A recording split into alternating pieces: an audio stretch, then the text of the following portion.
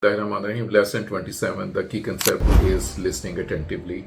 So here is a story of a boy that his father wants to tell him a story about his childhood, where he is saying about different things, about the scenario that we were used to go to school like this and this.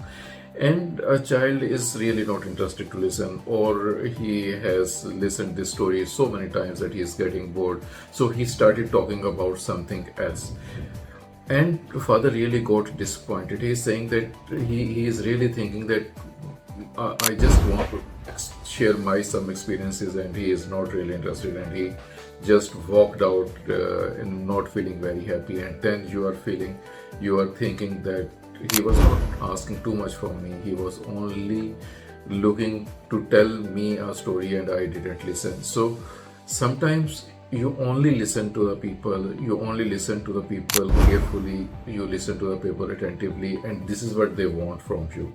So when we practice habit 5, seek first to understand, then to be understood, we genuinely listen to giving all our full attention and not interrupting or focusing on the response. Think of a recent conversation that didn't go well, perhaps with a parent or a guardian. Just write that what happened, what could you have done differently. So this is just an exercise to tell you that sometimes if you only listen to people, they really feel happy and they make a bond with you. Thank you.